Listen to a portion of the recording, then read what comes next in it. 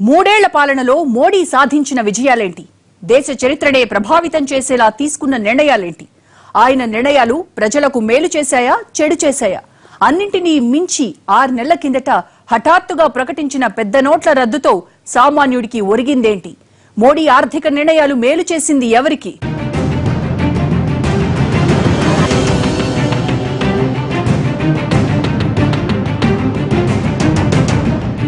ఈ మూడేళ్లలో మోడీ ఎన్నో నిర్ణయాలు తీసుకున్నారు, ఎన్నో పథకాలను ప్రవేశపెట్టారు. కానీ వాటన్నింటిలో ప్రధానమైనది, ప్రధాని నుంచి సామాన్యుడి వరకు ప్రతి ఒక్కరిని ప్రభావితం చేసింది, అంబానీ నుంచి అనకాపల్లి అప్పారావు వరకు ప్రతి ఒక్కరి జీవితాన్ని మార్చేసిన నిర్ణయం పెద్ద నోట్ల రద్దు. తెలిసి చేశాడో తెలియక చేశాడో తెలియదు. 2016 నవంబర్ 8 రాత్రి హఠాత్తుగా మోడీ చేసిన ప్రకటన ఒక్కసారిగా యావత్ దేశాన్ని స్థాణువుల్ని చేసింది. అప్పటి వరకు జేబులో దర్జాగా ఉన్న పెద్ద నోట్ల ఉసురు ఒక్క ప్రకటనతో తీసేశారు మోడీ. రాజాలా వెలిగిపోతున్న 1000 నోటును ఒక్కసారిగా చిత్తు కాగితంగా మార్చేశారు. ఆ ఒక్క ప్రకటనతో అందరికీ దిమ్మ తిరిగిపోయింది. 2 రోజుల గ్యాప్ తర్వాత తెరుచుకున్న బ్యాంకుల ముందు జనం కిలోమీటర్ల మేర క్యూలు కట్టారు.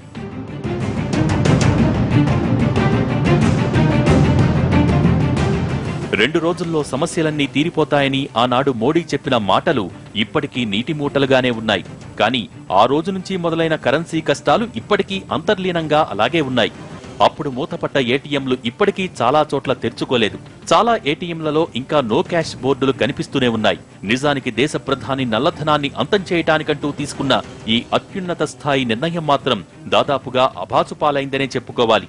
ఒక్కసారిగా వ్యవస్థలో ఉన్న 85% పెద్ద నోట్లను రద్దు చేసి పారేయటంతో ఆ 2 నెలల పాటు జనజీవనం స్తంభించిపోయింది. నోట్లు మార్చుకునేందుకు జనం క్యూలైన్లలో పడిగాపులు కాయాల్సి వచ్చింది. దేశవ్యాప్తంగా వందలాది మంది క్యూలైన్లలోనే కన్నుమూశారు.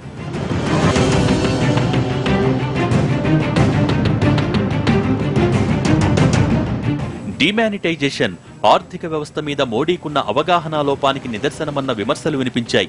దేశ ఆధునిక ఆర్థిక వ్యవస్థను సరిగ్గా అర్థం చేసుకోకుండా, ప్రత్యామ్నాయ ఏర్పాట్లు కూడా చేసుకోకుండా ఒక్కసారిగా పెద్ద నోట్లు రద్దు చేయటం, ఆ తర్వాత కూడా రోజుకో సమస్య పుట్టుకొస్తున్న ప్రతిసారి దానికి తాత్కాలిక పరిష్కారాలను చెప్పుకురావటం తీవ్ర స్థాయిలో విమర్శలకు కారణమైంది. నిజానికి ఆ 50 రోజుల వ్యవధిలో ఆర్బీఐ 75 సార్లకు పైగా నిబంధనల్లో మార్పులు తెచ్చింది. మార్చి 31 వరకు అంతా సర్దుకుంటుందని చెప్పుకొచ్చారు. కానీ ఏప్రిల్ 1 నుంచి జనాన్ని వరుసపెట్టి ఫూల్స్ చేస్తూ వచ్చారు. బ్యాంకులు ఇదే ఛాన్స్ అన్నట్టు అన్నింటి మీద ఛార్జీలు వడ్డించేస్తూ రావటం తీవ్ర స్థాయిలో విమర్శలకు కారణమైంది. ఆఖరికి మినిమం బ్యాలెన్స్ లేకపోయినా ఎవరి అకౌంట్లో వాళ్లు డబ్బులు ఇన్నిసార్లకు మించి వేసుకున్నా ఛార్జీలు కట్టాల్సిందేనంటూ ఎస్బీఐ లాంటి ప్రభుత్వ రంగ బ్యాంకులు కూడా కస్టమర్లను దోచేయటం తీవ్ర స్థాయిలో మోడీ మీద వ్యతిరేకతకు కారణమైంది. డిమానిటైజేషన్ అనేది అనూహ్యమైన చర్య. అది ఆయన అనుకున్నంత ఫలితాలు సాధించలేకపోయినా కూడా ఒక విధంగా ఒక ఊపు ఊపేసింది. మన దేశాన్ని ఒక ఊపు ఊపింది, ప్రపంచాన్ని కూడా ఒక ఊపు ఊపింది. క్షీరసాగర మథనంలో అన్నిటి ప్లస్ మైనస్ అన్నీ వచ్చినట్టుగా డిమానిటైజేషన్ వల్ల కూడా ప్రజలకు ఒక సెన్స్ ఆఫ్ క్యాష్లెస్ సిస్టమ్ అలవాటైంది.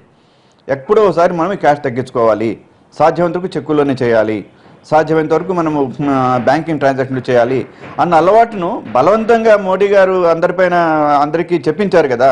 అదొక పెద్ద విషయమే.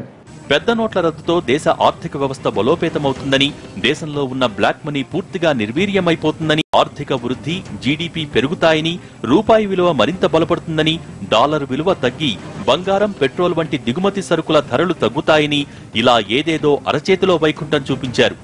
కానీ ఇప్పటివరకు సూచనలు ఒక్కటి కూడా కనిపించడం లేదు. ఏదో అప్పుడప్పుడు స్టాక్ మార్కెట్లు అంకెల రంకెలేస్తున్నాయి తప్ప పెద్ద నోట్ల రద్దుతో ఎవరు లాభపడ్డారన్న విషయం మాత్రం సామాన్యుడికి ఇంకా సమాధానం దొరకని ప్రశ్నగానే మిగిలిపోయింది. అంత మాత్రాన డిమానిటైజేషన్ నిర్ణయం ఏ మేలు చేయలేదని మాత్రం చెప్పేయటానికి వీల్లేదు. ఆ స్థాయి పెద్ద నిర్ణయం తాలూకు ఫలితాలు అందుకోవాలంటే మరికొంతకాలం వేచి ఉండాల్సిన అవసరం ఉందన్నది మాత్రం నిర్వివాదాంశం. డిమానిటైజేషన్ ప్రభావం దేశీయ ఆర్థిక వ్యవస్థ మీద కాస్త నెమ్మదిగా మొదలైనా అంతర్జాతీయంగా మాత్రం దాని ఫలితాలు అప్పుడే కనిపిస్తున్నాయి. తాజాగా మూడీస్ సంస్థ డిమానిటైజేషన్ వల్ల మెరుగుపడ్డ భారత ఆర్థిక వ్యవస్థను చూసి సానుకూలంగా స్పందించింది. ఇప్పటి వరకు AA3గా ఉన్న ఇండియా రేటింగును A1 కి పెంచుతూ నిన్న మొన్నటి వరకు మనకన్నా మంచి రేటింగులో ఉన్న చైనా రేటింగ్ తగ్గించాల్సి వచ్చింది. నిజానికి 2 ఏళ్ల కిందట ఒకేసారి వరుసపెట్టి 3 సార్లు తన కరెన్సీ వాల్యూ తగ్గించుకున్న కారణం అంతర్జాతీయ మార్కెట్లలో భారత్ను దెబ్బకొట్టడానికే. కానీ ఆ ప్రయత్నం వల్ల చైనాకి $325 ట్రిలియన్ నష్టం వాటిల్లింది. కానీ డిమానిటైజేషన్ నిర్ణయంలో మోడీ ఆ ప్రభావాన్ని లేకుండా చేశారు. అంతేకాదు 30 ఏళ్లుగా మనకన్నా మంచి రేటింగ్లో ఉండి అంతర్జాతీయ వాణిజ్యంలో దూసుకెళ్తున్న చైనాను వెనక్కి నెట్టారు.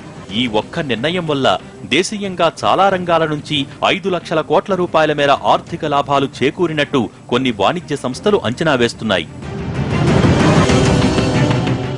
డిమానిటైజేషన్ తర్వాత భారత్ మీద అంతర్జాతీయంగా నమ్మకం పెరిగింది.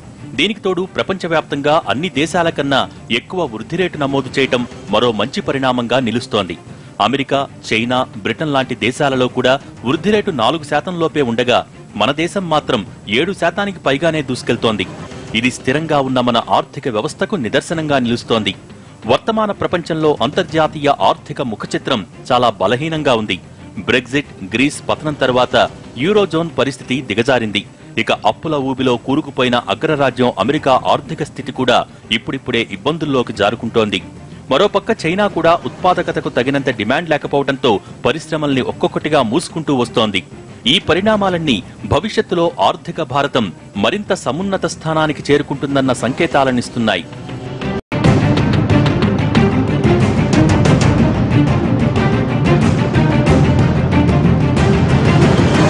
స్టోరీ బోర్డులో మరో షార్ట్ బ్రేక్. Stay tuned.